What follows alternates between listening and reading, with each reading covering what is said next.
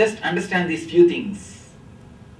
Man without Atmabala, just with Bahubala, will become Gunda, rowdy. Man without Atmabala, just with intellectual strength, will become criminal. Will become criminal. And one more important thing. These people without spiritual strength, just with intellectual strength, they are the most dangerous people. They are the most dangerous people. Even a person with physical strength will be honest.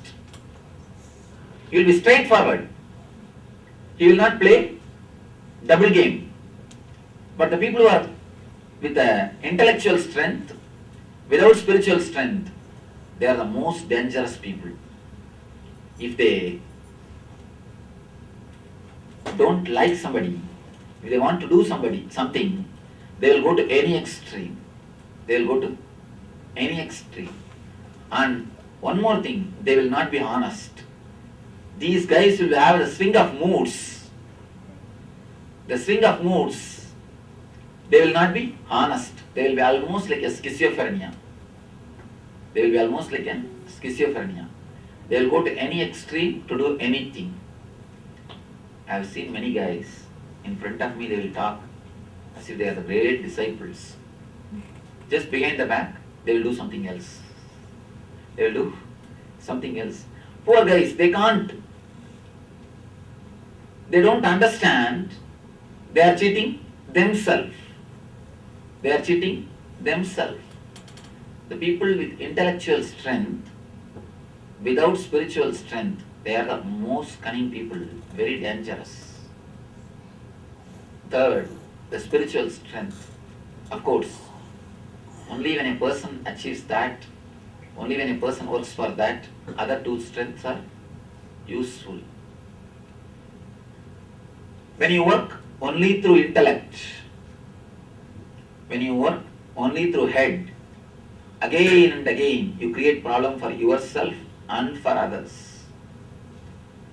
Same way, when you are too much emotional, again, when you are too much emotional, without intelligence to handle it, you will be just flooded away. You will be just taken away. You will not even know what you are doing. Again, these people are also dangerous.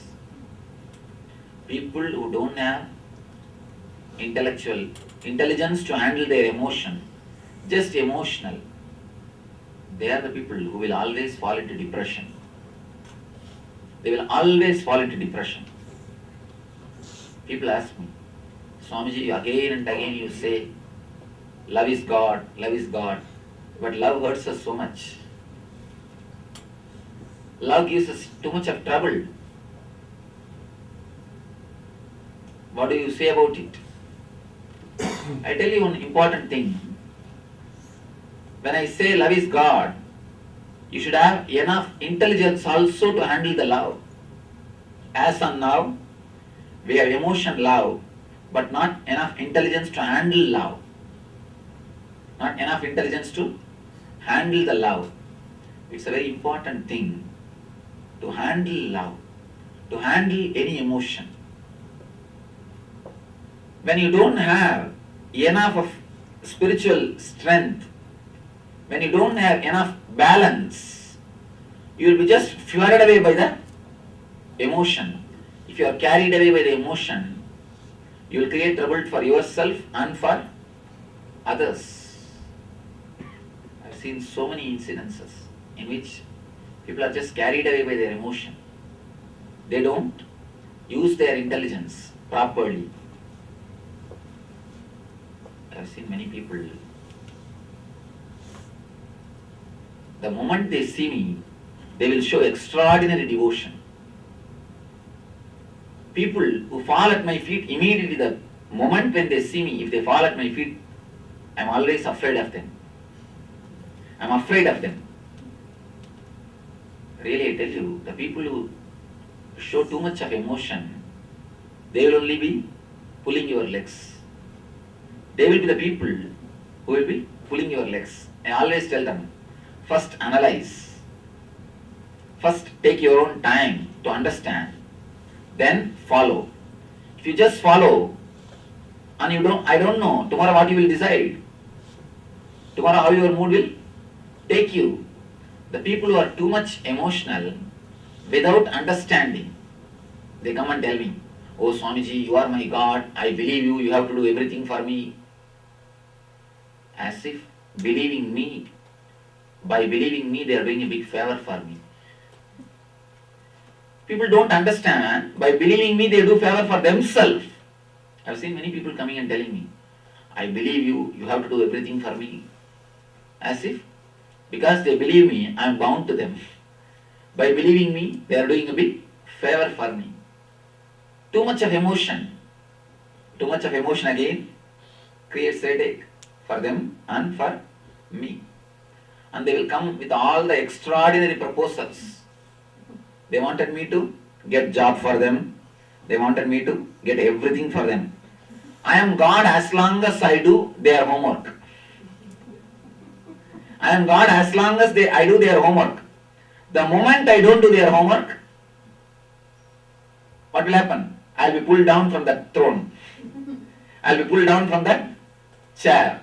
Then I will be given all titles and names. Too much of emotion without understanding. In Sanskrit there is a beautiful proverb. Adivinayam durda lakshanam.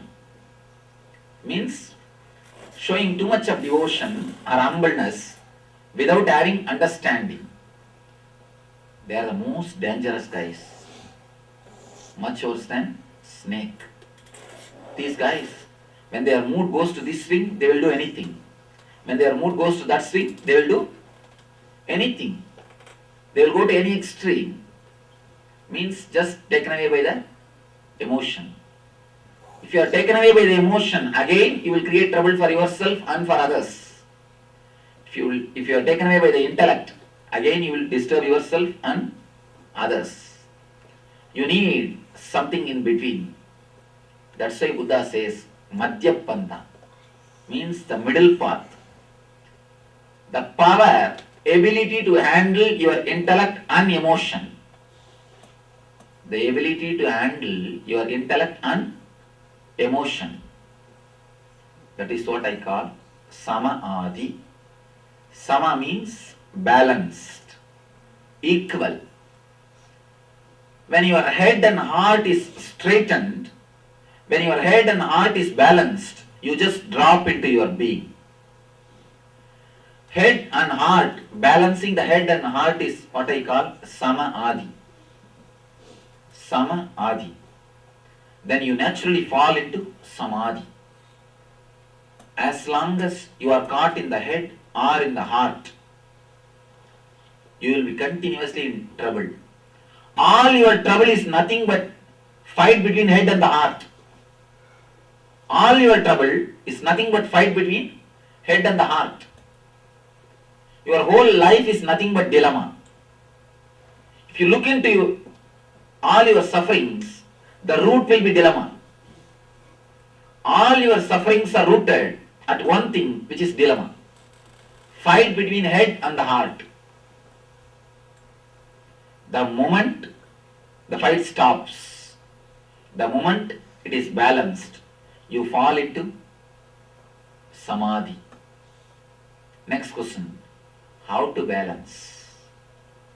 We know this is the problem. How to balance? Bring witnessing consciousness.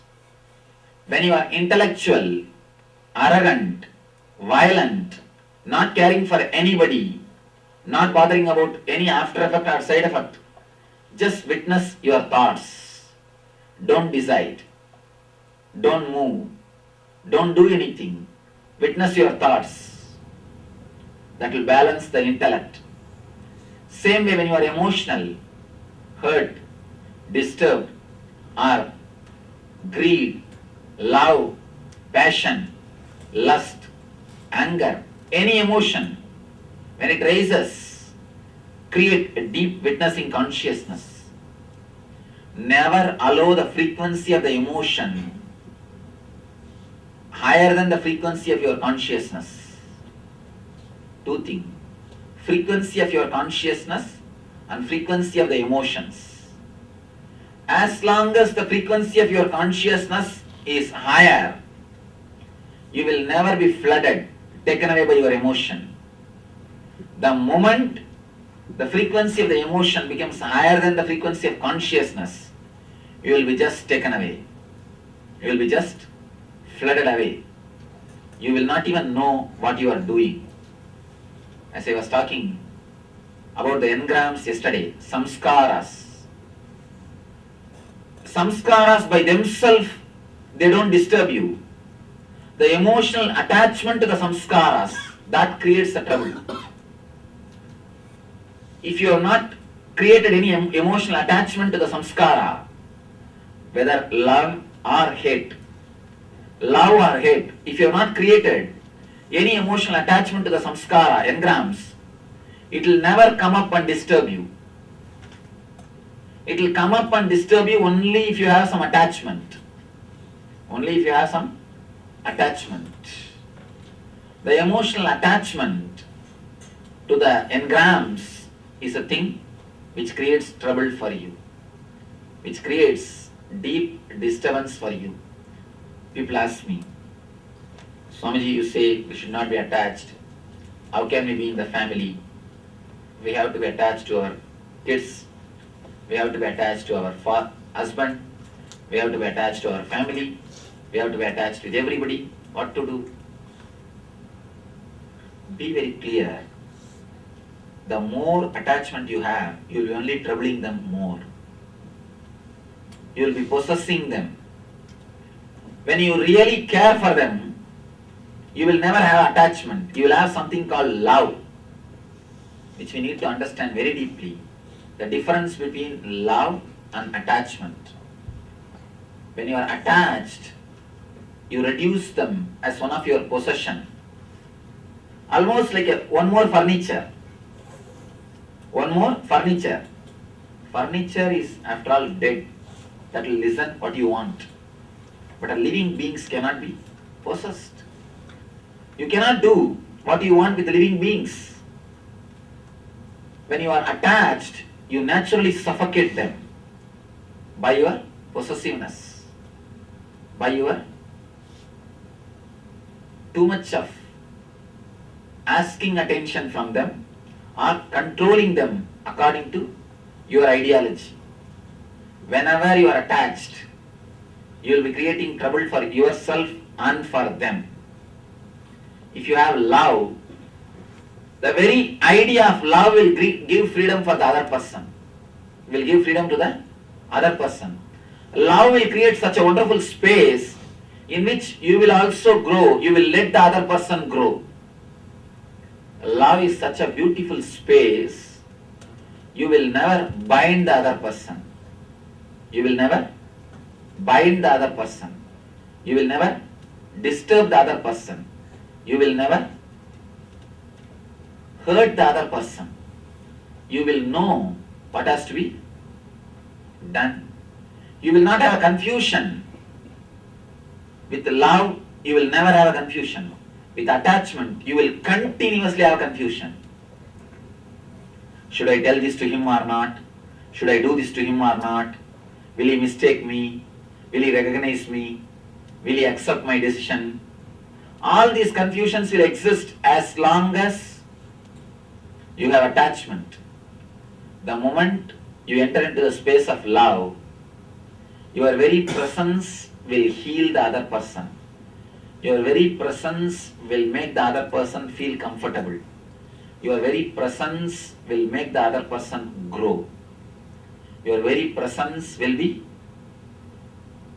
just radiating. When you intensely bring consciousness to your emotion, when you increase the frequency of the consciousness, naturally you will not be taken away by the emotions. You will have something called emotional intelligence. Be very clear. Only mind can control the body and buddhi can control the mind. Only Atman can control the buddhi. Only higher level things can control lower level things. Emotion can control intellect. Only intelligence can control your emotion. When I say the word intelligence, I mean samadhi. Increasing the frequency of consciousness. Remaining as a witness. Living in the present moment. Living in the present moment. Remaining as a witness. Or entering into the thoughtless awareness. These are the few wonderful, straight, direct path to increase the frequency of your consciousness, to reach the samadhi state, to reach the emotional intelligence. When I use the word emotional intelligence, I mean samadhi. Only a person who has reached samadhi, only a person who practices samadhi will have emotional intelligence. Samadhi can be practiced if you can again and again bring yourself to witnessing consciousness. You will be in samadhi. You will be experiencing samadhi. You will be living in samadhi. Living in samadhi, experiencing samadhi, and expressing samadhi is what I call emotional intelligence. Balancing the head and the heart and integrating the head and the heart naturally leads you to samadhi. Integrating can happen only when you bring witnessing consciousness into your being. Only when you start becoming witness, you will be stable. You will be able to be in that samadhi state, whether you are intellectual or emotional. Whether you are intellectual or emotional, you can integrate both and go beyond, reach the state of samadhi. I pray to the ultimate divine, let you all experience, let us all experience that samadhi state and radiate eternal bliss, Nityananda. Thank you.